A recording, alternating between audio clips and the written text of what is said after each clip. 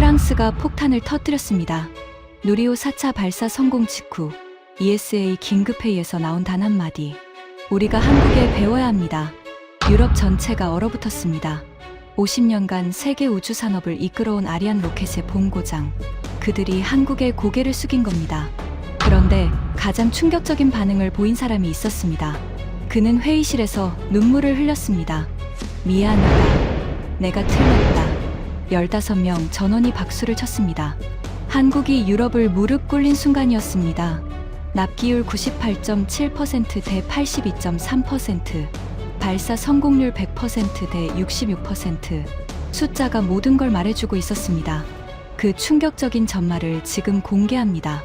시작하기 전 구독과 좋아요, 그리고 대한민국 화이팅 댓글로 한국을 응원해주세요. 속보였습니다. 저는 파리 편집국 창가 자리에서 커피를 마시고 있었어요. 에펠탑이 보이는 그 자리는 15년간 제 것이었죠. 우주항공 전문기자 피에르 뒤발. 그게 접니다. 모니터에 빨간 속보띠가 떴습니다. 대한민국 누리호 4차 발사 성공. 위성 8기 궤도 안착. 저는 커피잔을 내려놓았습니다. 뜨거운 김이 모락모락 피어올랐어요. 또 성공이네. 옆자리 장폴이 고개를 돌렸습니다. 한국, 또야. 응. 4번 연속이래. 대단하긴 하네. 근데 우리랑 상관 있어? 저는 어깨를 으쓱했습니다. 솔직히 저도 같은 생각이었거든요. 한국은 삼성 스마트폰 잘 만드는 나라, 현대 자동차 수출 많이 하는 나라, 그 정도였습니다. 하지만 우주는 달랐어요. 우주는 유럽의 무대였습니다. 아리안 로켓의 역사가 50년이에요. 프랑스가 주도하고, 독일이 엔진을 만들고, 이탈리아가 위성을 올립니다. 그게 세계 우주 산업의 질서였죠. 한국은 그 질서 어딘가 구석에 있는 하청 국가였습니다. 편집장 마르셀이 다가왔습니다. 흰머리가 부스스한 60대 남자. 30년간 이 편집국을 지켜온 사람이에요. 피에르, 한국 로켓 봤어? 네, 봤습니다. 어떻게 생각해? 저는 모니터를 한 번 더 봤습니다. 하얀 연기를 내뿜으며 솟아오르는 누리호 영상이 반복 재생되고 있었어요. 인상적이긴 합니다. 4번 연속 성공이니까요. 근데 글로벌 영향은 제한적일 겁니다. 지역 이벤트에 가깝죠. 마르셀이 고개를 끄덕였습니다. 나도 그렇게 생각해. 짧게만 다뤄. 200자 정도? 알겠습니다. 그게 끝이었습니다. 저는 200자짜리 단신을 썼어요. 대한민국 누리호 4차 발사 성공. 자국 기술로 개발한 3단 로켓으로 4번 연속 성공 기록. 아시아 우주 경쟁이 치열해지고 있다. 딱 그 정도. 기사를 송고하고 나서 저는 다시 커피를 들었습니다. 창밖으로 에펠탑이 보였어요. 저녁 노을에 물든 파리의 하늘. 아름다웠습니다. 그때 저는 몰랐어요. 그 200자짜리 기사가 제 인생에서 가장 부끄러운 기록이 될 줄은. 3주 후, 저는 한국행 비행기에 올라 있었습니다. 그것도 제가 들어본 적 없는 도시로요. 사천. 그 이름을 처음 들었을 때 저는 비웃었습니다. 하지만 그 비웃음이 얼마나 무지했는지 저는 곧 알게 됩니다. 그 주 목요일이었습니다. ESA 유럽우주국 본부에서 긴급회의가 소집됐어요. 저는 취재차 참석했습니다. 15년간 우주항공을 담당하면서 이런 분위기는 처음이었어요. 회의실 불이 어두웠습니다. 프로젝터 화면에 빨간색 경고등이 가득했어요. 아리안 6호 프로젝트 현황판이었습니다. 거의 모든 항목이 빨간색이었죠. 2년 지연. 예산 40% 초과. 발표자의 목소리가 떨렸습니다. 그럴 만했어요. 아리안 6호는 유럽 우주 산업의 자존심이었거든요. 그 자존심이 무너지고 있었습니다. 저는 수첩에 숫자들을 적었어요. 원래 예산 25억 유로. 현재 소요 비용 35억 유로. 발사 예정일 2번 연기. 부품 납기 지연율 18.7%. 숫자 하나하나가 비명 같았습니다. 회의실에 15명이 앉아 있었어요. 프랑스, 독일, 이탈리아, 스페인, 영국 대표들. 유럽 우주 산업을 이끄는 사람들이었습니다. 그런데 아무도 말이 없었어요. 30초쯤 지났을까요? 독일 대표 하인리히가 먼저 입을 열었습니다. 55세의 엔진 전문가. 수염이 덥수룩한 사람이에요. 스페이체츠가 문제입니다. 모두가 고개를 끄덕였어요. 일론 머스크가 발사 비용을 절반으로 낮췄습니다. 우리는 경쟁이 안 돼요. 그렇다고 포기할 수는 없잖아요. 이탈리아 대표 마르코가 말했습니다. 50세의 구조 전문가. 날카로운 눈매를 가진 사람이에요. 포기하자는 게 아닙니다. 방법을 찾자는 거예요. 무슨 방법이요? 침묵이 흘렀습니다. 그때 누군가 조심스럽게 말했어요. 아시아 파트너를 봐야 하지 않을까요? 고개들이 돌아갔습니다. 말한 사람은 리사였어요. 32세의 젊은 연구원. 데이터 분석 담당이었습니다. 일본, 중국, 아니요. 한국이요. 회의실 공기가 얼어붙었습니다. 저는 속으로 웃음이 나왔어요. 한국이라니. 하청 국가한테 도움을 받자고? 자크 베르트랑이 콧방귀를 뀌었습니다. ESA R&D 총괄. 45세인데 벌써 흰머리가 섞인 사람이에요. 회의실에서 가장 날카로운 눈을 가졌죠. 한국, 리사, 농담이지? 농담 아닙니다. 데이터를 보세요. 리사가 리모컨을 눌렀어요. 화면이 바뀌었습니다. 한국항공우주 부품 클러스터, 사천 지역, 납기율 98.7%. 숫자가 떴습니다. 저는 눈을 비볐어요. 98.7%. 우리 납기율이 82.3%입니다. 16%포인트 차이예요. 자크가 손을 저었습니다. 숫자 게임 하지 마. 한국은 조립만 하는 나라야. 설계는 우리가 했어. 하지만 숫자가 말해주고 있잖아요. 숫자가 다가 아니야. 자크의 목소리가 날카로워졌어요. 회의실 온도가 더 차가워진 것 같았습니다. 아리안 로켓의 역사가 50년이야. 우리 아버지가 그 역사를 만들었어. 한국은 뭐가 있어? 조립 공장 몇 개? 아무도 대답하지 않았습니다. 자크의 아버지, 베르나르 베르트랑 박사. 유럽 우주산업의 전설이에요. 40년간 아리안 로켓을 개발한 사람. 지금은 은퇴했지만 여전히 업계에서 신처럼 떠받들어지는 존재죠. 그 아들이 자크였습니다. 자크는 자존심 덩어리였어요. 아버지의 유산을 지켜야 한다는 사명감에 불타는 사람. 한국 따위한테 도움받는다는 건 상상도 못하는 사람이었죠. 회의는 흐지부지 끝났습니다. 저는 회의실을 나오면서 리사에게 다가갔어요. 아까 그 자료, 나한테도 줄 수 있어요? 리사가 고개를 갸웃했습니다. 왜요? 기사 쓰시게요? 아니, 그냥 궁금해서. 리사가 USB를 건넸어요. 사천이라는 곳이에요.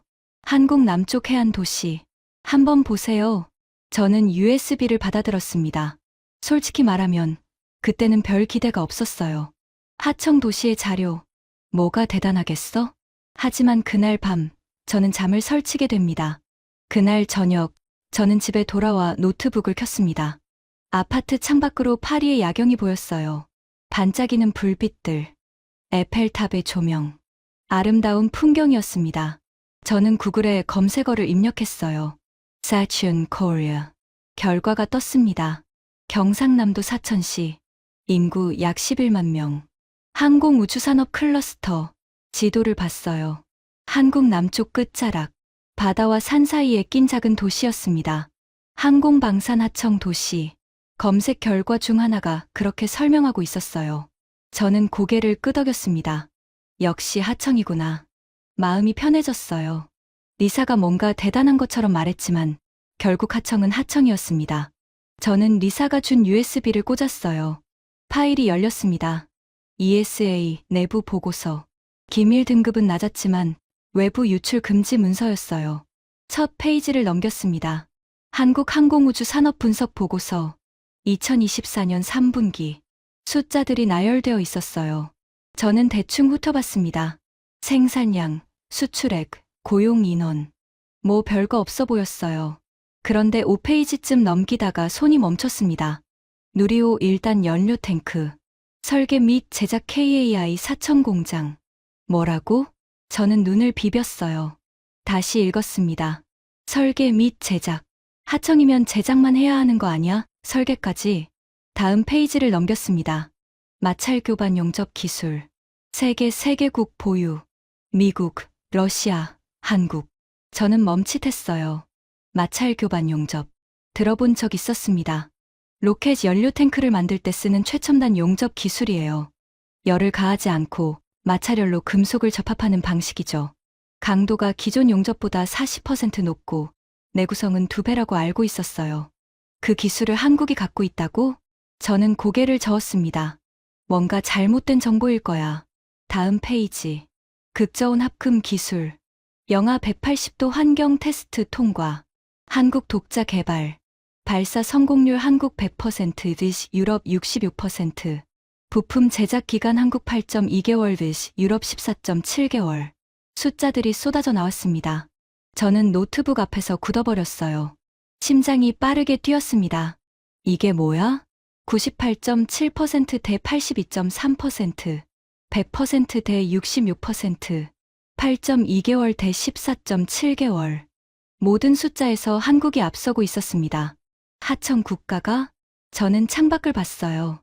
파리의 야경이 흐릿하게 보였습니다. 머릿속이 복잡해졌어요. 뭔가 잘못됐어. 이 숫자들이 틀린 거야. 아니면 특수한 상황이 반영된 거겠지. 한국이 유럽을 앞선다니 말이 안 돼. 저는 노트북을 덮었습니다. 그리고 침대에 누웠어요. 하지만 잠이 오지 않았습니다. 98.7이라는 숫자가 천장에 떠다니는 것 같았어요. 그날 밤, 저는 새벽 3시까지 뒤척였습니다. 며칠 후 월요일 아침이었습니다. 편집장 마르셀이 저를 불렀어요. 피에르, 한국 가야겠어. 저는 커피잔을 내려놓았습니다. 한국이요? 갑자기 왜요? ESA 보고서 봤어. 사천이라는 데가 있대. 그 이름이 또 나왔습니다. 네, 들어봤습니다. 거기가 누리호 부품 만드는 곳이래. 가서 취재 좀 해와. 하지만 저는 유럽 담당이잖아요. 아시아는 장폴이 맞는데. 마르셀이 고개를 저었어요. 장폴은 우주 잘 몰라. 내가 가야 해. 저는 한숨을 삼켰습니다. 솔직히 가고 싶지 않았어요. 하청도시에 가서 뭘 취재해. 시간 낭비 같았습니다. 예산은요? 최소로 3박 4일. 비즈니스 말고 이코노미로.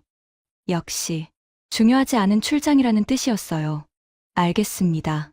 그렇게 저는 한국행 비행기에 올랐습니다. 인천공항에 도착한 건 다음 날 오전이었어요. 12시간 비행이 힘들었습니다. 좁은 이코노미석에서 제대로 잠도 못 잤거든요. 공항은 깨끗했어요. 너무 깨끗해서 놀랐습니다. 바닥이 반들반들 빛났어요. 입국 심사를 마치고 국내선 터미널로 이동했습니다. 사천까지 가려면 다시 비행기를 타야 했거든요. 김해공항까지 1시간. 거기서 다시 차로 1시간. 지방 출장은 항상 피곤합니다. 김해공항에 내렸을 때 가이드가 기다리고 있었어요. KAI에서 보낸 사람이었습니다. 피에르 기자님이시죠? 환영합니다. 40대 초반의 한국 남자. 김현우라고 자기소개를 했어요. 홍보팀 과장이랍니다. 감사합니다. 먼 길 오시느라 수고하셨습니다. 우리는 검은색 세단에 올라탔어요. 차가 고속도로를 달렸습니다. 창밖으로 한국의 풍경이 스쳐 지나갔어요. 산들이 많았습니다. 초록색 산들 사이로 도로가 뚫려 있었죠. 사천까지 1시간 정도 걸립니다. 네, 알겠습니다. 저는 창밖을 멍하니 바라봤어요. 30분쯤 지났을까요? 풍경이 바뀌기 시작했습니다. 산 사이로 거대한 공장 지대가 나타났어요. 굴뚝들이 하늘을 찌르고 있었습니다. 크레인들이 움직이고 있었죠. 여기가 사천항공우주산업단지입니다. 김현우 과장이 말했어요. 저는 창문을 내렸습니다. 그 순간 냄새가 달라졌어요. 수레 냄새, 기름 냄새, 용접할 때 나는 오존 냄새. 파리 편집국에서는 절대 맡을 수 없는 냄새였습니다. 뜨거운 공기가 얼굴을 때렸어요. 기계 돌아가는 소리가 우웅거렸습니다. 망치 소리, 드릴 소리, 크레인 경적 소리. 모든 것이 살아 움직이고 있었습니다. 저는 입을 다물었어요. 뭔가 달랐습니다. 제가 상상했던 하청 공장의 이미지와 달랐어요. 여기는 단순한 조립 라인이 아니었습니다. 저 건물이 KAI 본관입니다. 누리호 1단 연료 탱크가 저기서 만들어졌어요. 김현우 과장이 손가락으로 가리켰습니다. 거대한 건물이었어요. 축구장 몇 개를 합쳐놓은 것 같았습니다. 차가 정문 앞에 섰습니다. 사천시에 오신 것을 환영합니다. 항공우주산업의 메카. 표지판이 그렇게 쓰여 있었어요. 저는 속으로 씁쓸하게 웃었습니다. 메카라니. 과장이 심한 것 아니야? 하지만 그 웃음은 오래가지 않았습니다. 정문을 들어서는 순간 벽에 붙은 문구 하나가 눈에 들어왔거든요. 빨간 글씨로 쓰여 있었습니다. 우리가 포기하면 이 나라는 떨어진다. 저는 걸음을 멈췄어요. 심장이 한 박자 쉬었습니다. 그 문구가 머릿속에서 맴돌았어요. 떨어진다. 무엇이? 로켓이. 나라가? 저는 그때 처음으로 느꼈습니다. 이곳 사람들은 장난이 아니구나. 진심이구나. 그리고 그 진심은 제가 상상했던 것보다 훨씬 무거운 것이었습니다. 정문 너머로 20m 높이의 거대한 원통이 보였어요. 누리호 1단 연료 탱크. 저는 그 앞에 섰습니다. 목을 한껏 젖혀야 꼭대기가 보였어요. 이걸 여기서 만들었다고? 설계부터. 저는 갑자기 목이 말랐습니다. 뭔가 잘못됐어. 내가 알던 것과 다른 것 같아. 하청 국가의 조립 공장. 그건 제 편견이었을지도 모릅니다. 저는 아직 몰랐어요. 이 공장 안에서 제가 마주할 진실이 얼마나 충격적인지, 그리고 그 충격이 15년간 쌓아온 제 세계관을 완전히 무너뜨릴 거라는 사실을. 저는 그저 거대한 연료 탱크를 올려다보며 서 있었습니다. 파리에서 1만 킬로미터, 사천. 제 인생을 바꾼 도시, KAI 본관 안으로 들어섰습니다. 첫인상은 크다였어요. 천장이 까마득히 높았습니다. 축구장 3개를 이어붙인 것 같은 거대한 공간. 그 안에 기계들이 빼곡히 들어차 있었죠. 김현우 과장이 안전모를 건넸어요. 여기서부터는 안전모 착용입니다. 저는 노란 안전모를 썼습니다. 머리에 딱 맞았어요. 저쪽이 일단 연료 탱크 제작 라인입니다. 과장이 손짓했습니다. 저는 그 방향으로 걸어갔어요. 가까이 갈수록 소리가 커졌습니다. 용접 불꽃이 튀는 소리, 금속이 맞닿는 소리, 크레인이 움직이는 소리, 모든 소리가 하나로 뒤섞여 우문거렸어요. 그리고 냄새, 뜨거운 금속 냄새가 코를 찔렀습니다. 오존 냄새도 섞여 있었어요. 파리 사무실의 커피 향과는 완전히 다른 세계였습니다. 저기 보이시죠? 저게 누리호 1단 연료 탱크입니다. 김현우 과장이 가리켰어요. 저는 고개를 들었습니다. 거대한 원통이 서 있었어요. 높이 20m, 지름 3.5m, 은색으로 빛나는 금속 덩어리. 그게 제 앞에 우뚝 솟아 있었습니다. 이걸 여기서 만들었다고요? 네. 설계부터 제작, 검수까지 전부 여기서 합니다. 저는 입술을 깨물었어요. 설계부터, 진짜? 그때 누군가 다가왔습니다. 60대 남자였어요. 흰머리가 듬성듬성 난 머리, 구릿빛으로 그을린 얼굴, 손이 투박했습니다. 용접공 특유의 손이었어요. 박 기장님, 여기 계셨네요. 김현우 과장이 인사했습니다. 아, 과장님. 손님이 오셨군요. 남자가 저를 봤어요. 눈이 깊었습니다. 무언가를 오래 들여다본 사람의 눈이었죠. 프랑스에서 오셨다면서요? 네, 파리에서 왔습니다. 기자예요. 아, 그렇군요. 남자가 고개를 끄덕였어요. 김현우 과장이 소개했습니다. 박재호 기장님입니다. 30년 경력 용접 마이스터예요. 이 공장에서 가장 오래된 분이시죠. 마이스터. 독일어로 장인이라는 뜻이에요. 프랑스에서도 그 단어를 씁니다. 최고 기술자에게만 붙이는 칭호죠. 30년이요? 네. 23세 들어와서 지금까지 여기 있습니다. 저는 계산을 해봤어요. 그러면 지금 53살. 인생의 절반 이상을 이 공장에서 보낸 거였습니다. 힘드시지 않으세요? 박재호 기장이 웃었어요. 주름진 얼굴에 미소가 번졌습니다. 힘들죠. 근데 누가 안 해요? 그래도 30년은 긴 시간인데. 그렇긴 해요. 박재호 기장이 연료 탱크를 올려다봤습니다. 근데요, 기자님. 네. 저 탱크가 우주에 올라가면요. 지구가 보여요. 저는 말이 안 나왔어요. 제가 용접한 탱크가 우주에서 지구를 보는 거예요. 그 생각하면 안 힘들어요. 심장이 뜨거워졌습니다. 저는 15년간 우주 산업을 취재했어요. 수많은 과학자, 엔지니어, 경영진을 만났습니다. 하지만 이런 말을 들은 건 처음이었어요. 제가 용접한 탱크가 지구를 본다. 그건 시적인 표현이 아니었습니다. 진심이었어요. 박재호 기장의 눈을 보면 알 수 있었습니다. 저기요. 저는 조심스럽게 물었어요. 저 탱크 용접하는 거 볼 수 있을까요? 박재호 기장이 고개를 끄덕였습니다. 따라오세요. 우리는 탱크 옆으로 이동했어요. 가까이 가니 크기가 더 압도적이었습니다. 목을 완전히 젖혀야 꼭대기가 보였어요. 박재호 기장이 용접 장비를 집어들었습니다. 이게 마찰교반 용접기예요. 마찰교반 용접? 네. 열을 안 가하고 마찰열로 금속을 붙이는 거예요. 저는 ESA 보고서에서 읽은 내용을 떠올렸어요. 세계 3개국만 보유한 기술. 미국, 러시아, 한국. 직접 보시겠어요? 박재호 기장이 물었습니다. 저는 고개를 끄덕였어요. 기장이 장비를 탱크 표면에 대었습니다. 스위치를 누르자 우웅 소리가 났어요. 불꽃은 없었습니다. 하지만 금속이 녹아붙는 게 보였어요. 일반 용접은 강도가 90%예요. 원래 금속 대비. 박재호 기장이 설명했습니다. 근데 마찰교반 용접은 98%예요. 98%요? 네. 거의 원래 금속이랑 똑같아요. 그래서 로켓 연료 탱크에 쓰는 거예요. 저는 숨을 삼켰습니다. 98%. 그 숫자가 머릿속에 박혔어요. 용접이 끝났습니다. 박재호 기장이 용접 부위를 손가락으로 쓸었어요. 깨끗하죠? 정말 깨끗했습니다. 용접선이 거의 안 보였어요.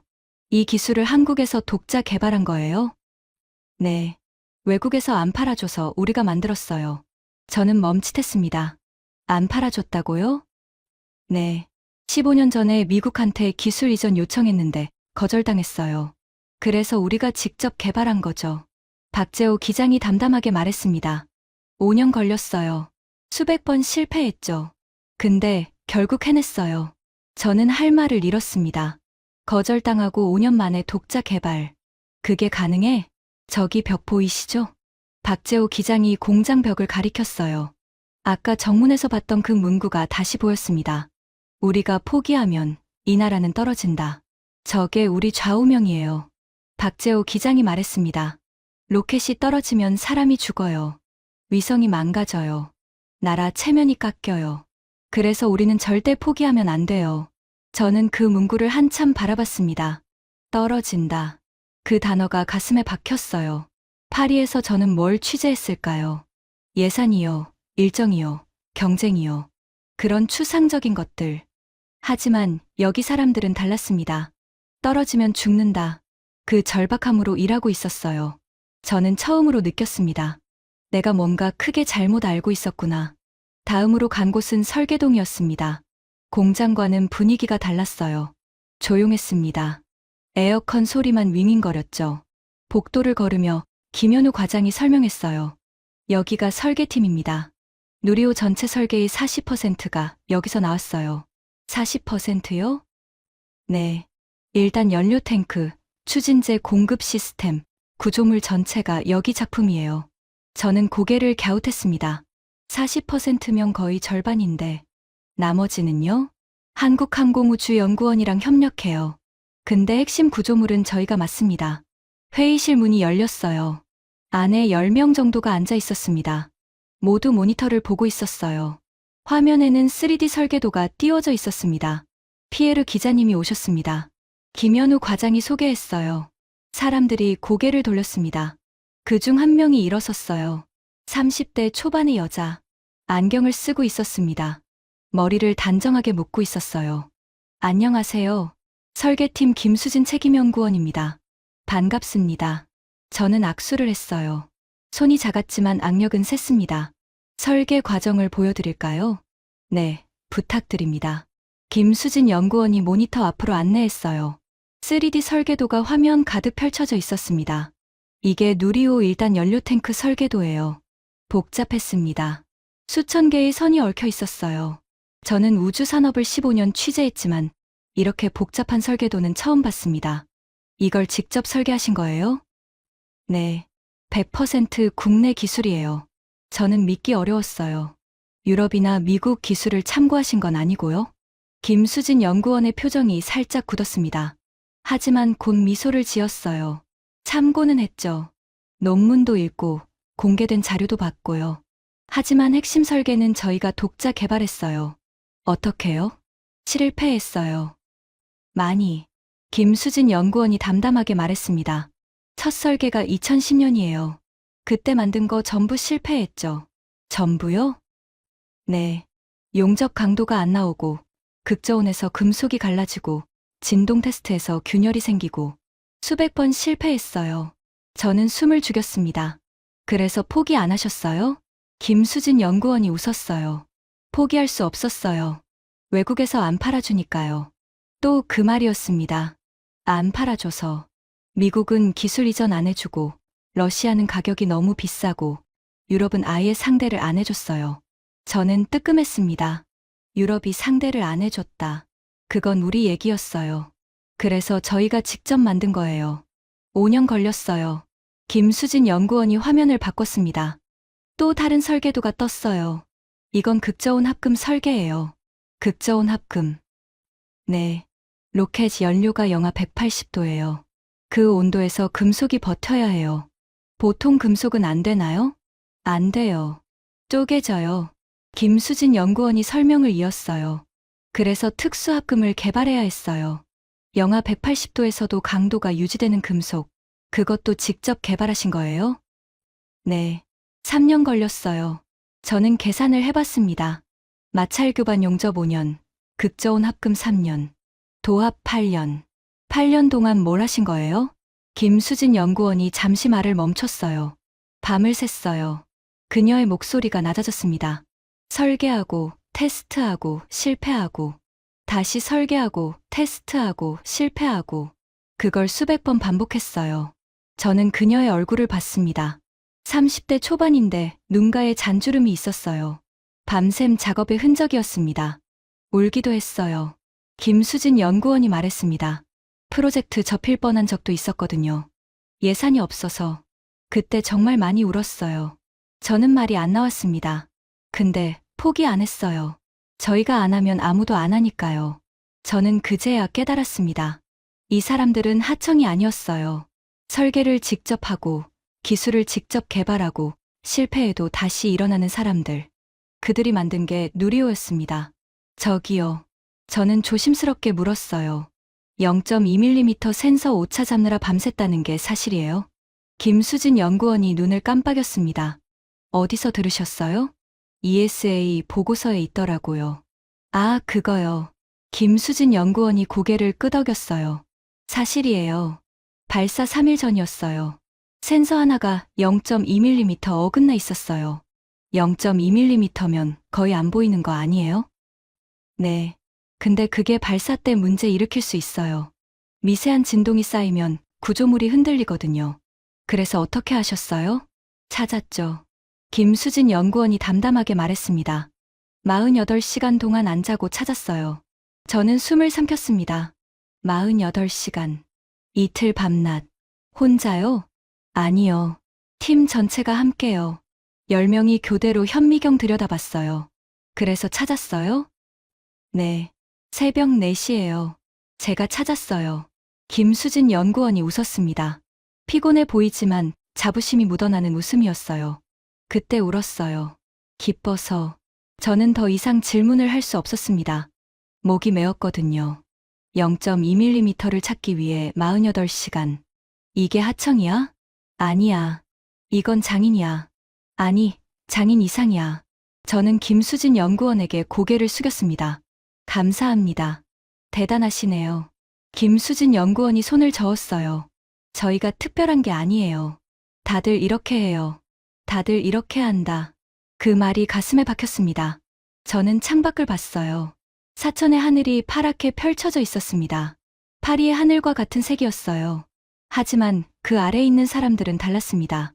호텔로 돌아온 건 저녁 8시였습니다. 사천 시내의 작은 비즈니스 호텔. 방은 좁았지만 깨끗했어요. 창밖으로 공장 지대의 불빛이 보였습니다. 저는 노트북을 켰어요. 하루 종일 본 것들을 정리해야 했습니다. 메모장을 열고 타이핑을 시작했어요. 마찰 교반 용접, 독자 개발, 5년 소요. 극저온 합금, 독자 개발, 3년 소요. 0.2mm 센서 마이너스 48시간 추적. 박재호 기장 마이너스 30년 경력 마이스터. 김수진 연구원, 설계팀 핵심. 타이핑하면서 손이 떨렸습니다. 이게 말이 돼. 저는 15년간 유럽 우주산업을 취재했어요. 최고의 기술, 최고의 인재, 최고의 예산. 그게 유럽이라고 믿었습니다. 하지만 오늘 본 것은 달랐어요. 예산은 부족했지만 기술을 개발했어요. 인원은 적었지만 밤을 새워 문제를 해결했어요. 아무도 도와주지 않았지만 혼자 해냈어요. 이게 하청 국가야? 저는 고개를 저었습니다. 리사가 준 USB를 다시 꽂았어요. ESA 보고서를 열었습니다. 아까 대충 본 숫자들을 다시 확인하고 싶었거든요. 파일이 열렸습니다. 첫 페이지. 납기율 비교. 한국 사천 클러스터 98.7%, 유럽 평균 82.3%, 16.4%포인트 차이. 저는 스크롤을 내렸어요. 두 번째 페이지. 발사 성공률. 누리호 4회 발사, 4회 성공 100%. 아리안 6호 3회 발사, 2회 성공 66%, 34%포인트 차이. 세 번째 페이지. 부품 제작 기간. 한국 평균 8.2개월, 유럽 평균 14.7개월, 6.5개월 차이. 네 번째 페이지. 품질 편차. 한국 0.3%, 유럽 1.8%, 6배 차이. 저는 노트북 앞에서 굳어버렸습니다. 모든 숫자에서 한국이 앞서고 있었어요. 이건 특수한 상황이 아니었습니다. 체계적인 차이였어요. 저는 창밖을 봤습니다. 공장 지대의 불빛이 여전히 반짝이고 있었어요. 밤 8시인데도 불이 꺼지지 않았습니다. 저 안에서 누군가 밤을 새고 있겠구나. 0.2mm를 찬데라. 그때 핸드폰이 울렸습니다. 파리에서 온 전화였어요. 발신자는 리사. 여보세요? 피에르 선배. 저 리사예요. 지금 통화 가능해요? 응, 가능해. 한국 어때요? 사천 보셨어요? 저는 잠시 말을 멈췄습니다. 뭐라고 해야 할지 몰랐거든요. 봤어. 어땠어요? 리사. 나 좀 충격받았어. 전화기 너머로 리사의 숨소리가 들렸습니다. 어떤 충격이요? 여기 사람들 말이야. 하청이 아니야. 저는 솔직하게 말했어요. 설계를 직접 해. 기술을 독자 개발해. 밤새워서 0.2mm 오차를 찾아. 이건 하청이 아니라 원천 기술 보유국이야. 리사가 잠시 침묵했습니다. 저도 그렇게 생각해서 회의 때 말씀드린 거예요. 왜 진작 더 강하게 말 안 했어? 해봤자 자크 선배가 무시하잖아요. 저는 한숨을 쉬었습니다. 자크. 그 이름만 들어도 머리가 아팠어요. 근데 선배, 더 충격적인 거 보여드릴까요? 뭔데? 일본 기사요. 요미우리 신문에서 나온 거. 일본. 네. 잠깐만요. 링크 보낼게요. 핸드폰에 알림이 떴어요. 링크를 눌렀습니다. 일본어 기사였어요. 번역기를 돌렸습니다. 제목이 눈에 들어왔어요. 한국 누리호의 성공, 일본에게 남의 일이 아니다. 저는 눈을 비볐습니다. 일본이 한국을 칭찬하는 기사, 본문을 읽었어요. 한국은 불과 10년 만에 독자 발사체를 완성했다. 반면 일본의 H3 로켓은 여전히 고전 중이다. 한국의 성공 비결은 민관 협력과 과감한 투자, 그리고 실패를 두려워하지 않는 문화다. 일본은 한국의 사례를 참고해야 한다. 저는 핸드폰을 내려놓았습니다. 일본이 한국을 참고해야 한다고? 한일 관계를 아는 사람이라면 이게 얼마나 충격적인 말인지 알 거예요. 일본은 한국의 경쟁자예요. 서로 인정하지 않는 관계죠. 그런 일본이 한국을 칭찬하고 있었습니다. 선배, 놀랐죠? 리사의 목소리가 들렸어요. 응, 솔직히 놀랐어. 저도 처음 봤을 때 의심했어요. 가짜 기사 아닌가 싶어서. 근데 진짜예요. 저는 창밖을 봤습니다. 공장 불빛이 여전히 반짝이고 있었어요. 리사, 나 기사 쓸 거야.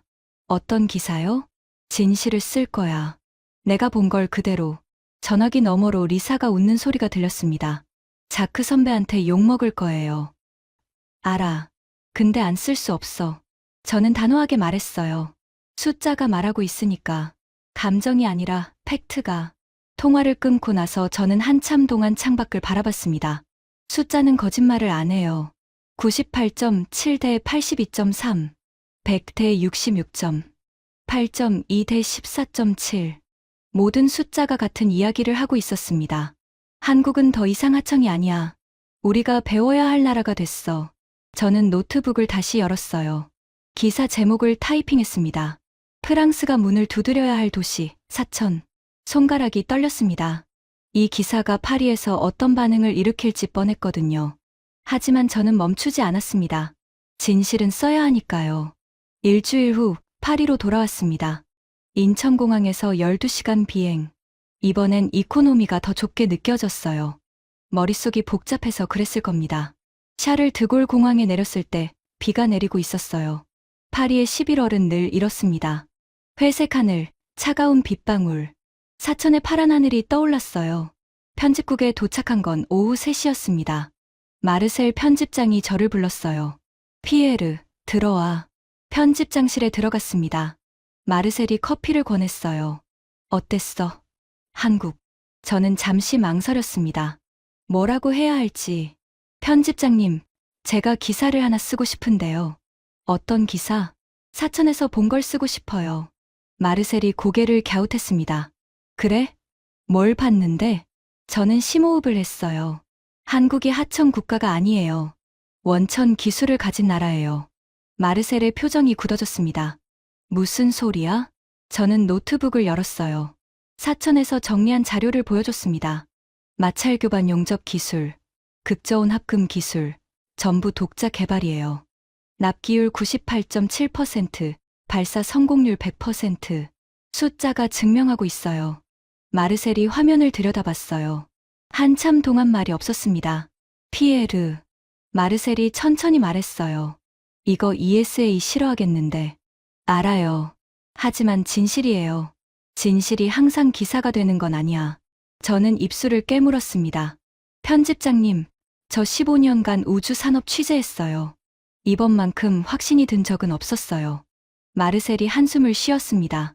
알았어. 한번 써봐. 대신 ESA 반응도 같이 넣어. 감사합니다. 저는 편집장실을 나왔어요. 그리고 기사를 썼습니다. 프랑스가 문을 두드려야 할 도시, 사천. 3,000단어짜리 르포 기사. 제가 본 모든 것을 담았어요. 기사가 올라간 건 다음 날 오전이었습니다. 반응은 즉각적이었어요. 첫 번째 전화는 자크에게서 왔습니다. 피에르, 지금 뭐 하는 거야? 목소리가 차가웠어요. 기사 썼어. 그 기사가 문제야. 한국이 우리보다 낫다고. 농담이지? 농담 아니야. 숫자가 말하고 있잖아. 숫자가 다가 아니라고. 자크가 소리쳤어요. 전화기 너머로 책상 치는 소리가 들렸습니다. 너 한국 돈 받았어. 왜 그쪽 편 들어? 저는 참았습니다. 화를 내봐야 소용없으니까요. 자크, 나 돈 안 받았어. 그냥 내가 본 걸 썼을 뿐이야. 내가 본 건 쇼야. 잘 꾸며놓은 프로파간다라고. 직접 가서 봐. 그러면 알아. 자크가 콧방귀를 뀌었어요. 내가 왜 거길 가? 시간 낭비야. 그럼 계속 모르는 거지. 전화가 끊겼습니다. 저는 핸드폰을 내려놓았어요. 손이 떨렸습니다. 예상한 반응이었지만 직접 들으니 가슴이 아팠어요. 그날 오후 ESA 긴급회의가 소집됐습니다. 저도 참석하라는 연락을 받았어요. 회의실에 들어섰을 때 분위기가 싸늘했습니다. 15명이 앉아 있었어요. 자크가 제일 앞줄에 있었습니다. 눈빛이 날카로웠죠. 피에르 기자. 의장이 저를 불렀어요. 기사 잘 봤습니다. 설명해 주시겠어요? 저는 일어섰습니다. 제가 사천에서 본 것을 말씀드리겠습니다. 프레젠테이션을 시작했어요. 마찰 교반 용접, 극저온 합금, 납기율, 성공률. 모든 숫자를 보여줬습니다. 발표가 끝나자 침묵이 흘렀어요. 첫 번째로 입을 연 건 자크였습니다. 피에르 기자, 질문이 있어요. 네, 말씀하세요. 이 숫자들 출처가 뭐예요? 한국 정부 자료 아니에요? ESA 내부 보고서예요. 자크의 얼굴이 굳어졌습니다. 그래도 의심스럽네요. 한국 측 주장만 반영된 거 아니에요? 제가 직접 눈으로 봤어요. 공장을 돌아다니면서. 공장 몇 개 보고 뭘 안다고요. 자크의 목소리가 높아졌어요. 우리가 50년간 쌓아온 기술이 있어요. 아버지가 평생을 바친 기술이라고요. 그게 하청 국가한테 뒤처진다고요? 말도 안 돼. 회의실이 얼어붙었습니다. 아버지. 베르나르 베르트랑 박사. 유럽 우주 산업의 전설. 자크의 아버지. 자크가 왜 이렇게 격앙됐는지 알 것 같았어요. 이건 그에게 기술의 문제가 아니었습니다. 아버지의 유산에 대한 문제였죠. 하지만 저는 물러설 수 없었어요. 자크, 감정은 이해해요. 근데 숫자는 거짓말 안 해요. 숫자가 전부가 아니라고. 자크가 테이블을 쳤어요. 그때였습니다. 회의실 뒤쪽에서 누군가 일어섰어요. 70대 노인이었습니다. 흰 머리, 굽은 허리, 하지만 눈빛만은 형형하게 빛나는 사람. 베르나르 베르트랑 박사, 자크의 아버지였어요. 모두가 놀란 눈으로 쳐다봤습니다. 은퇴한 지 5년이 넘은 분이 왜 여기에? 베르나르 박사가 천천히 앞으로 걸어왔어요. 지팡이를 짚고 있었습니다. 아버지, 왜 여기? 자크가 당황한 표정으로 말했어요. 기사 봤다. 베르나르 박사가 낮게 말했습니다. 피에르 기자의 기사. 아주 잘 썼더군. 회의실이 술렁거렸어요. 자크의 얼굴이 하얗게 질렸습니다. 아버지, 무슨 말씀을? 자크, 앉아라. 베르나르 박사의 목소리가 단호했어요. 자크가 입을 다물고 앉았습니다. 베르나르 박사가 저를 봤어요. 피에르 기자, 사천에서 뭘 봤나? 저는 침을 삼켰습니다. 30년 경력의 용접공을 봤습니다. 48시간 동안 0.2mm를 찾는 엔지니어를 봤습니다.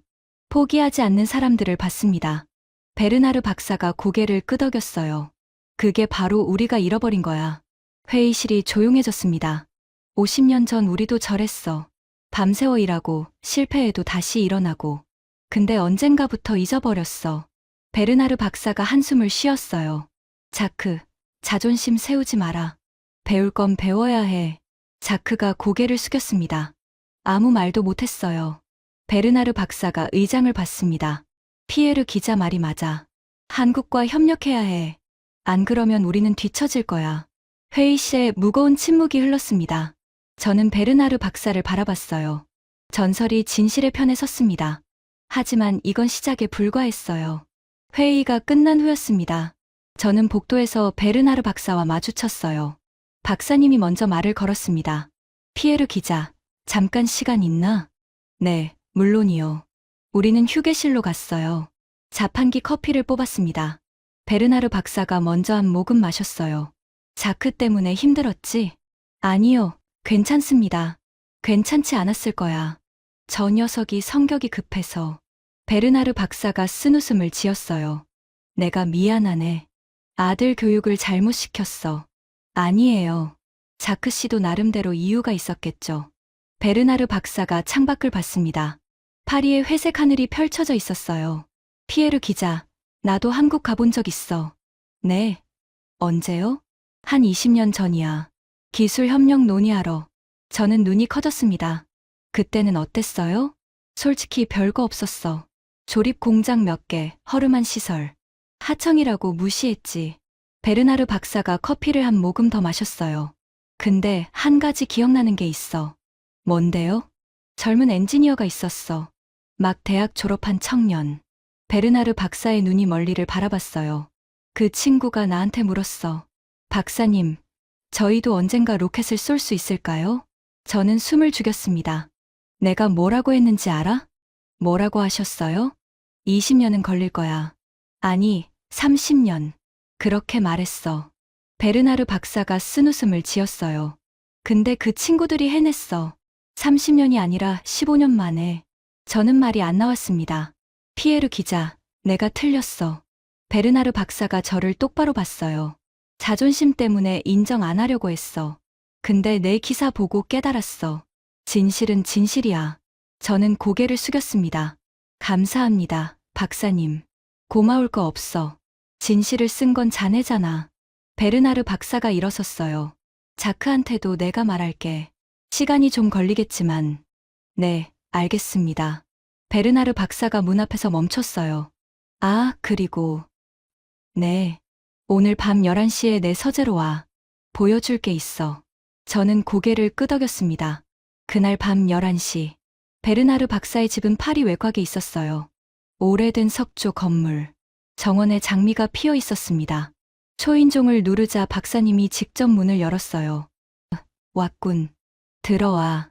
서재로 안내받았습니다. 책이 벽을 가득 채우고 있었어요. 로켓 모형들이 선반에 놓여 있었습니다. 아리안 1호부터 5호까지. 앉아. 베르나르 박사가 의자를 권했어요. 저는 앉았습니다. 박사님이 서랍에서 서류 봉투를 꺼냈어요. 이거 봐. 봉투를 열었습니다. 안에 문서가 들어 있었어요. ESA 내부 보고서, 기밀 등급 2등급. 저는 눈이 커졌습니다. 이걸 제가 봐도 되나요? 내가 보여주는 거니까 돼. 베르나르 박사가 고개를 끄덕였어요. 문서를 읽었습니다. 제목이 눈에 들어왔어요. 한국항공우주산업과의 협력 방안, 긴급 검토 보고서. 날짜는 한 달 전이었습니다. 본문을 읽어 내려갔어요. 결론 한국과의 기술 협력은 선택이 아닌 필수. 현재 추세가 지속될 경우 유럽은 5년 내 아시아에 추월당할 가능성 높음. 저는 숨이 막혔습니다. 이게 진짜예요? 진짜야. 한 달 전에 작성된 거야. 베르나르 박사가 담담하게 말했어요. ESA 내부에서도 알고 있었어. 한국이 빠르게 치고 올라오고 있다는 거. 그런데 왜 회의에서는 다들 자존심이지. 베르나르 박사가 한숨을 쉬었어요. 50년간 우리가 최고였어. 그걸 인정하기 싫은 거야. 저는 문서를 다시 읽었습니다. 권고 사항 한국 측과 5050 파트너십 협의 개시. 사천 클러스터 기술 도입 검토. 5050 파트너십. 하청이 아니라 동등한 파트너. 박사님, 이거 공개해도 될까요? 베르나르 박사가 고개를 저었어요. 아직은 안 돼. 내부적으로 먼저 정리해야 해. 그럼 왜 저한테 보여주신 거예요? 베르나르 박사가 저를 똑바로 봤어요. 내가 진실을 쓸 사람이니까. 심장이 뛰었습니다. 머지않아 공식 발표가 있을 거야. 그때 제대로 된 기사를 써줘. 알겠습니다. 저는 고개를 숙였어요. 베르나르 박사가 창밖을 봤습니다. 파리의 밤하늘에 별이 몇 개 보였어요. 피에르 기자, 아까 그 젊은 엔지니어 기억나? 네. 20년 전 한국에서 만난. 그 친구가 지금 뭐 하는지 알아? 아니요, 모르겠는데요. 베르나르 박사가 쓴웃음을 지었어요. KAI 사천공장 연구소장이야. 저는 숨이 멎는 것 같았습니다. 로켓 쏠 수 있냐고 물었던 그 청년이 지금은 누리호를 만드는 책임자가 된 거야. 베르나르 박사가 창문을 열었어요. 차가운 밤 공기가 들어왔습니다. 우리가 무시하는 동안 저들은 성장했어. 이제 우리가 배워야 할 차례야. 저는 말없이 밤하늘을 바라봤습니다. 별들이 반짝이고 있었어요. 사천의 밤하늘도 저랬을까요? 박사님, 한 가지 더 여쭤봐도 될까요? 뭔데? 프랑스가 정말로 한국에 먼저 전화를 걸까요? 베르나르 박사가 잠시 침묵했어요. 그리고 낮은 목소리로 말했습니다. 이미 걸었어. 네. 어제 ESA 사무총장이 한국항공우주연구원에 전화했어. 협력 논의하자고. 저는 입이 벌어졌습니다. 우리가 먼저 전화를 건 거야. 역사상 처음으로. 베르나르 박사가 쓴웃음을 지었어요. 원조가 2년째 로켓을 못 쏘는데 따라하던 나라는 4번 연속 성공이야. 자존심으로 버틸 상황이 아니지. 저는 창밖을 봤습니다. 파리의 밤. 에펠탑 불빛이 멀리서 반짝였어요. 그 불빛 너머 1만 킬로미터 떨어진 사천에서도 누군가 밤을 새고 있겠죠. 0.2mm를 찬데라. 떨어지면 안 되니까. 저는 그때 결심했습니다. 진실을 쓰겠다고. 세상이 알아야 하니까. 2주 후였습니다. ESA 본부 대회의실. 긴급 전략회의가 소집됐어요. 이번에는 분위기가 달랐습니다. 회의실에 15명이 모였어요. 프랑스, 독일, 이탈리아, 스페인, 영국, 유럽 우주산업의 핵심 인사들이 전부 모인 거였습니다. 의장석에 ESA 사무총장이 앉았어요. 그 옆에 베르나르 박사가 있었습니다. 저는 기자석에 앉았어요. 심장이 빠르게 뛰었습니다. 오늘 발표될 내용을 알고 있었거든요. 회의를 시작하겠습니다. 사무총장이 말했어요. 오늘 안 거는 하나입니다. 한국항공우주연구원과의 기술협력 MOU 체결건. 회의실이 술렁거렸습니다. 자크가 손을 들었어요. 사무총장님, 질문이 있습니다. 말씀하세요. 한국과의 협력이 왜 필요합니까? 우리가 50년간 쌓아온 기술이 있는데. 사무총장이 베르나르 박사를 봤어요. 박사님이 일어섰습니다. 자크, 내가 답하지. 회의실이 조용해졌습니다. 아들아. 베르나르 박사가 자크를 똑바로 봤어요. 50년 전 내가 아리안 1호를 만들 때 우리도 아무것도 없었어. 그건 알아요. 미국이 기술 안 줬어. 소련은 적이었고 우리 힘으로 다 해야 했지. 베르나르 박사가 천천히 말을 이었어요. 그때 우리가 뭘 했는지 알아? 밤을 샜어. 실패해도 다시 일어났어. 포기하지 않았어. 그래서요? 지금 한국이 그걸 하고 있어. 회의실이 조용해졌습니다. 우리가 50년 전에 했던 걸 저들이 지금 하고 있는 거야. 아니, 더 잘하고 있어. 베르나르 박사가 화면을 가리켰어요. 숫자들이 떴습니다. 납기율 98.7% 대 82.3%, 발사 성공률 100% 대 66%, 제작 기간 8.2개월 대 14.7개월. 숫자들이 화면을 채웠어요. 이게 현실이야. 감정이 아니라 팩트야. 자크가 입술을 깨물었습니다. 하지만 아버지, 우리가 원조잖아요. 50년 역사가. 원조가 2년째 로켓을 못 쏘고 있어.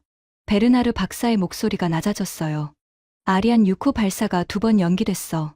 예산은 40% 초과했고, 그동안 한국은 4번 연속 성공했어. 회의실에 무거운 침묵이 흘렀습니다. 자크, 자존심은 중요해. 하지만 자존심으로 로켓을 못 쏴. 베르나르 박사가 아들을 바라봤어요. 눈가에 주름이 깊었습니다. 내가 50년간 이 일을 해왔어. 그래서 알아. 기술은 겸손한 자에게 가. 자크가 고개를 숙였습니다. 배울 건 배워야 해. 그게 진짜 자존심이야. 회의실이 조용했어요. 그때 리사가 손을 들었습니다. 저도 한 말씀 드려도 될까요? 사무총장이 고개를 끄덕였어요. 리사가 일어섰습니다. 32세의 젊은 연구원. 하지만 목소리는 떨리지 않았어요. 저는 2주 전에 사천에 다녀왔습니다. 회의실이 웅성거렸어요. 피에르 기자님 기사 보고 직접 가봐야겠다고 생각했거든요. 자크가 눈살을 찌푸렸습니다. 거기서 뭘 봤는데? 30년 경력 용접공을 봤어요. 이름이 박재호 기장님이에요. 리사가 말을 이었어요. 그분이 저한테 이렇게 말했어요. 내가 용접한 탱크가 우주에서 지구를 봐요. 그 생각하면 안 힘들어요. 회의실이 조용해졌습니다.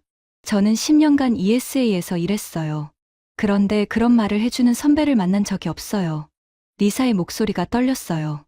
우리는 언제부터 그랬을까요? 일을 하면서 가슴이 뛰지 않게 된 게. 아무도 대답하지 않았습니다. 한국 사람들은 달랐어요. 눈이 빛났어요. 자기가 하는 일에 자부심이 있었어요. 리사가 자크를 봤어요. 자크 선배, 저도 자존심 있어요. ESA에서 일하는 거 자랑스러워요. 그럼. 하지만 배울 건 배워야 해요. 그게 진짜 자존심 지키는 거예요. 자크가 입을 열려다 멈췄습니다. 그때 독일 대표 하이니가 손을 들었어요. 저도 한 말씀. 사무총장이 고개를 끄덕였습니다. 솔직히 말할게요. 저도 한국 무시했어요. 하이니가 담담하게 말했어요. 55년간 엔진만 만들었어요. 독일 기술이 최고라고 생각했죠. 그런데요? 지난달에 한국 엔진 데이터를 봤어요. 누리호 75톤 엔진. 하이니가 고개를 저었어요. 우리 엔진보다 효율이 좋았어요. 연료 소모량이 12% 적었어요. 회의실이 술렁거렸습니다. 저도 인정해요. 한국한테 배울 게 있어요. 하이니가 자크를 봤어요. 자크, 자네 아버지 말이 맞아. 이탈리아 대표 마르코도 손을 들었습니다. 저도요. 구조 설계 데이터 봤는데 한국이 앞서 있어요. 스페인 대표도 고개를 끄덕였어요. 저희도 마찬가지입니다. 하나씩, 하나씩. 15명이 고개를 끄덕이기 시작했습니다. 자크만 빼고요. 회의실의 모든 시선이 자크에게 쏠렸어요. 자크는 고개를 숙이고 있었습니다. 어깨가 떨리고 있었어요. 자크, 베르나르 박사가 아들에게 다가갔어요. 아버지, 괜찮아. 인정하는 게 약한 게 아니야. 자크가 고개를 들었습니다. 눈이 붉었어요. 아버지, 저는요. 목소리가 떨렸어요. 아버지가 50년간 지켜온 걸 제가 지켜야 한다고 생각했어요. 알아. 한국한테 진다는 게 아버지 유산을 더럽히는 것 같았어요. 베르나르 박사가 아들의 어깨를 잡았어요. 자크, 내 유산은 기술이 아니야. 네. 내 유산은 진실을 인정하는 용기야. 배울 줄 아는 겸손함이야. 자크의 눈에서 눈물이 흘렀습니다. 그게 50년간 내가 지켜온 거야. 기술은 변해. 하지만 그 정신은 안 변해. 자크가 눈물을 닦았어요. 한참을 말이 없었습니다. 그리고 천천히 일어섰어요. 회의실이 조용해졌습니다. 자크가 저를 봤어요. 피에르 기자. 네, 미안해요. 저는 숨을 멈췄습니다. 기사 봤을 때 화가 났어요. 한국 편 든다고 생각했어요. 자크가 고개를 숙였어요. 근데 내가 틀렸어요. 당신이 옳았어요. 회의실에 탄성이 터졌습니다. 자크가 사무총장을 봤어요. 한국과의 협력 MOU 찬성합니다. 그 순간이었어요. 15명 전원이 박수를 치기 시작했습니다. 처음에는 조용했어요. 한두 명이 손뼉을 쳤죠. 하지만 곧 커졌어요. 회의실 전체가 박수 소리로 가득 찼습니다. 베르나르 박사가 아들을 껴안았어요. 리사가 눈물을 닦았어요.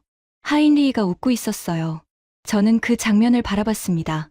15명. 유럽 우주산업의 핵심 인사 15명이 한국을 인정한 순간이었어요.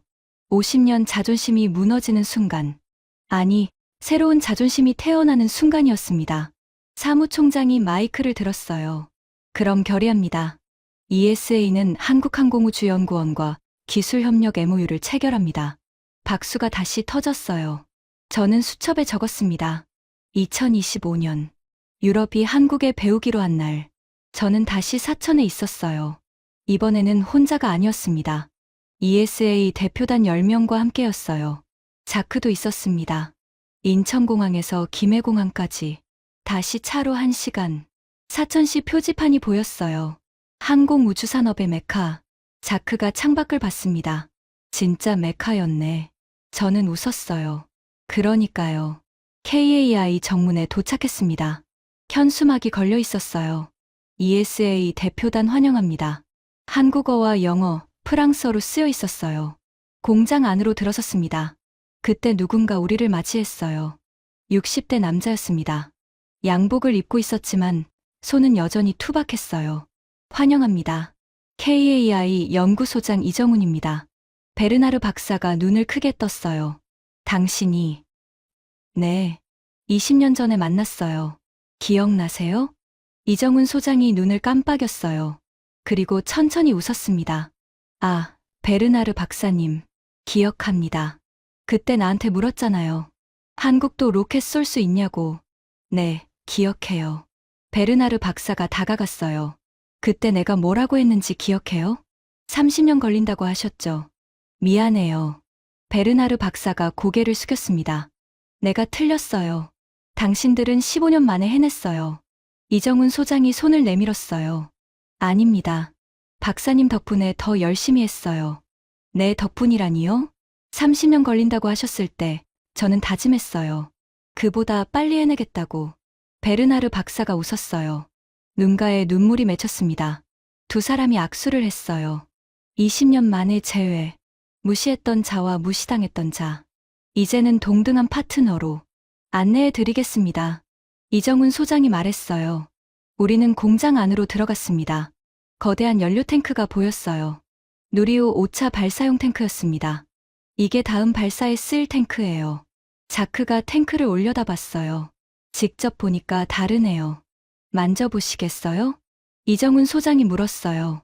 자크가 조심스럽게 탱크 표면을 만졌습니다. 매끄럽네요. 용접선이 거의 안 보여요. 마찰 교반 용접이에요. 강도가 98%. 자크가 고개를 끄덕였어요. 대단하네요. 그때 누군가 다가왔습니다. 박재호 기장이었어요. 한 달 전에 만났던 30년 경력 마이스터. 피에르 기자님. 또 오셨네요. 네, 또 왔어요. 저는 반갑게 악수를 했어요. 이분은 ESA R&D 총괄 자크 베르트랑 씨예요. 박재호 기장이 자크에게 손을 내밀었어요. 반갑습니다. 자크가 악수를 받았어요. 제가 용접하는 거 보시겠어요? 박재호 기장이 물었습니다. 자크가 고개를 끄덕였어요. 용접 작업이 시작됐습니다. 마찰 교반 용접기가 탱크 표면을 스쳤어요. 불꽃 없이 소리만 우웅거렸습니다. 자크가 숨을 죽이며 지켜봤어요. 용접이 끝났습니다. 박재호 기장이 용접 부위를 쓸었어요. 어때요? 자크가 무릎을 꿇고 용접선을 들여다봤어요. 한참을 보더니 고개를 저었습니다. 안 보여요. 용접선이. 그게 마찰 교반 용접의 장점이에요. 박재호 기장이 웃었어요. 자크가 일어섰습니다. 그리고 박재호 기장을 똑바로 봤어요. 가르쳐 주실 수 있어요? 네. 이 기술, 저희한테 가르쳐 주실 수 있냐고요. 박재호 기장이 잠시 멈칫했어요. 그리고 웃었습니다. 물론이죠. 기술은 나누라고 있는 거예요. 자크가 고개를 숙였어요. 감사합니다. 저는 그 장면을 지켜봤습니다. ESA R&D 총괄이 한국용접공에게 고개를 숙이는 장면. 50년 원조가 15년 후발주자에게 배움을 청하는 장면. 이게 역전이구나. 이게 새로운 기준이구나. 오후에 MOU 체결식이 있었어요. KAI 본관 대회의실. 양쪽 깃발이 나란히 걸렸습니다. 태극기와 이유기. 이정훈 소장과 ESA 사무총장이 나란히 앉았어요. 오늘 우리는 역사적인 협정을 체결합니다. 사무총장이 말했어요. ESA와 한국항공우주연구원은 동등한 파트너로서 기술을 교류하고 함께 성장할 것입니다. 펜이 움직였어요. 서명이 완료됐습니다. 박수가 터졌어요. 저는 카메라 셔터를 눌렀습니다. 이 순간을 기록해야 했거든요. 원조와 후발주자가 동등해진 순간, 5050 파트너십이 탄생한 순간, 체결식이 끝나고 저는 공장 밖으로 나왔어요. 해가 지고 있었습니다. 사천의 하늘이 주황빛으로 물들었어요. 누군가 옆에 섰습니다. 박재호 기장이었어요. 피에르 기자님. 네, 고마워요. 저는 고개를 갸웃했어요. 제가 뭐요? 진실을 썼잖아요. 용기 있는 기사였어요. 저는 웃었어요. 저야말로 감사해요. 여기서 많이 배웠어요. 박재호 기장이 하늘을 올려다봤어요. 저 하늘 위로 우리 탱크가 올라가요. 네. 이제는 프랑스 탱크도 같이 올라가겠네요. 저는 고개를 끄덕였어요. 그렇겠네요. 박재호 기장이 웃었어요. 주름진 얼굴에 저녁 노을이 비쳤습니다. 좋은 세상이에요. 저는 그 말을 가슴에 담았어요. 좋은 세상. 경쟁이 아니라 협력. 무시가 아니라 인정. 그게 좋은 세상이겠죠. 저는 파리로 돌아가는 비행기 안에서 기사를 썼어요. 프랑스가 문을 두드린 도시, 사천, 그 후. 마지막 문장을 이렇게 끝냈습니다. 작은 나라도 당당할 수 있다. 후발주자도 원조를 넘을 수 있다. 그리고 원조도 후발주자에게 배울 수 있다. 그게 진짜 자존심이다. 비행기 창밖으로 별이 보였어요. 사천의 하늘에도 저 별이 떠 있겠죠. 그 별 아래서 누군가 오늘도 밤을 새고 있을 거예요. 0.2mm를 찬드라. 떨어지면 안 되니까. 저는 눈을 감았어요. 지금까지 프랑스 기자 피에르가 사천에서 경험한 충격적인 이야기였습니다. 50년 원조가 15년 후발주자에게 고개를 숙인 순간. 그건 한국의 기술력만이 아니었습니다. 포기하지 않는 사람들의 승리였습니다. 여러분도 이 이야기를 주변에 공유해주세요. 우리가 얼마나 대단한 나라에 살고 있는지, 세계가 인정한 대한민국의 저력을 알려주세요. 작은 자부심이 큰 힘이 됩니다. 구독과 좋아요도 부탁드립니다. 지금까지 터칭 스토리였습니다. 감사합니다.